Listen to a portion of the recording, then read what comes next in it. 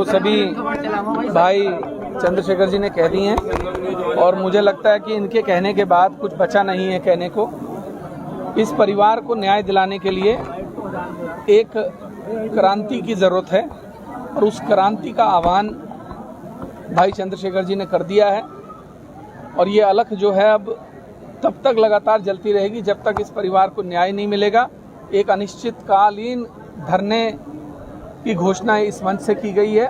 5 अक्टूबर को एक आंदोलन की शुरुआत की जाएगी और इस परिवार को न्याय दिलाने के लिए एड़ी चोटी का जोर लगाया जाएगा। और जैसा कि भाई चंद्रशेखर जी ने कहा कि देश भर से लोगों का आह्वान होगा, यहीं के नहीं, मैं उत्तराखंड के हरिद्वार जनपद के हर बच्चे से, हर व्यक्ति से अनुरोध करता हूं, आग्रह करता हूं कि घरों से निकलो और वसीम को न्याय दिलाने की लड़ाई में हमारा साथ दो। क्या विधानसभा में उठाएंगे? बिल्कुल उठाएंगे भाई, जब संसद में उठाने को तैयार है तो विधानसभा में हम क्यों नहीं उठाएंगे। मैं आपको विश्वास दिला कहता हूं, मैं पुलिस के खिलाफ नहीं हूं, लेकिन मेरा ये मानना है कि गलती किसी से भी हो सकती है। मनुष्य में भावनाएं होती हैं, संवेदनाएं होती हैं। कभी कभी आक्रोश, संवेदना, भावनाओं के में बह के गलतियां हो जाती, लेकिन अगर वो गलतियां अपराध का रूप ले लें तो ये खतरनाक हो जाती है। मैंने उत्तराखंड में ही, मैं उत्तराखंड का रहने वाला हूं, मेरा गांव है यहाँ।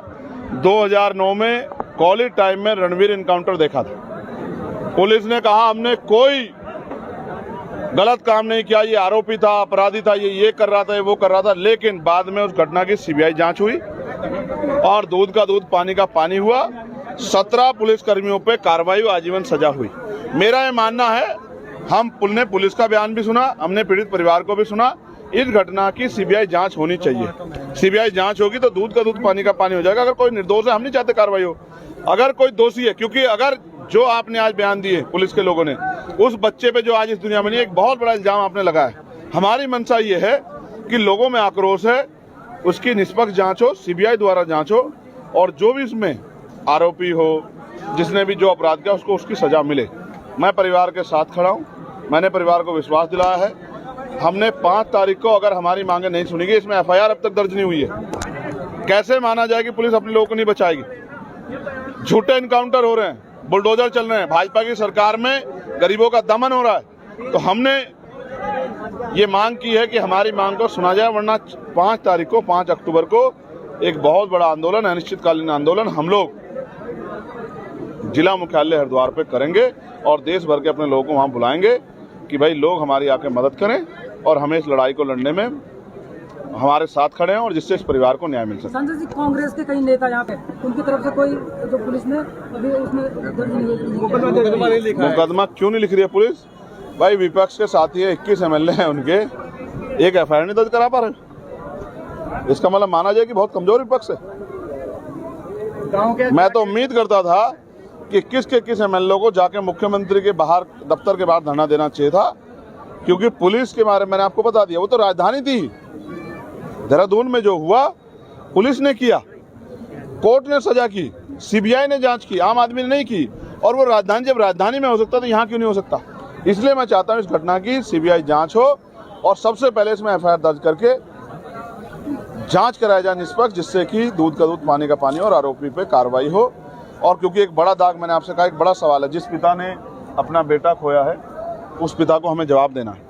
इस देश की लोकतांत्रिक व्यवस्था को, लोगों की न्याय में जो विश्वास है, उनको हमें जवाब देना है। और अगर लोगों का न्यायपालिका से, पुलिस से, एडमिनिस्ट्रेशन से विश्वास उठ गया तो फिर कैसे देश आगे बढ़ेगा, इस बारे में भी हमें सोचना है। ये हम सबकी जिम्मेदारी। इस मामले में लोकसभा, विधानसभा भी उठाया जाएगा। मैंने वचन दिया है कि पार्लियामेंट में मैं और विधानसभा में विधायक जी, हम सब लोग इस मामले को जोर शोर से उठाएंगे। किसी भी कीमत पे सरकार को तानाशाही नहीं करने देंगे। ये हम सब लोगों का फर्ज है। एक ब्राह्मण समाज के बेटे की आपने देखा, इसी तरह का आरोप लगा के गोली मार के हत्या कर दी गई। ये हत्या जो है धर्म के नाम पे या किसी और नाम पे हत्या नहीं देश बर्दाश्त करा। देश एकजुट होकर रहना चाहता है। सरकारों को अपनी पॉलिसियां बदलनी पड़ेगी। देश बदल रहा है तो सरकार भी अपनी पॉलिसियां बदले, तब जाके मुझे लगता है देश आगे बढ़ सकता है। गांव के लोगों का डर कैसे निकलेगा सर? 150 हम उनके साथ खड़े हैं। ये झूठे मुकदमे वापस कराने के लिए मैं फिर आपसे कह रहा हूँ, जेलों से नहीं डरते लोग। ये तो संविधान को मानने वाले लोग हैं। इसलिए हम लोग मांग कर रहे हैं कि जांच हो, और जांच होगी तो जब ये भी पता लग जाएगा कि किसी घटना को बचाने के लिए दूसरी घटना बनाई जा रही है, एक झूठ को छिपाने के लिए 100 झूठ बोलने पड़ता है। ये सब उसी की कहानी का एक हिस्सा है। इसलिए मैं कह रहा हूँ, हमारी मांग ये भी है कि झूठे मुकदमे वापस लिए जाएं। इसके लिए हम लोग 5 अक्टूबर की तैयारी कर रहे हैं कि 2 अक्टूबर को गांधी जयंती हो जाएगी और 5 अक्टूबर को हम लोग फिर क्रांति जयंती का हम लोग उद्घाटन करेंगे।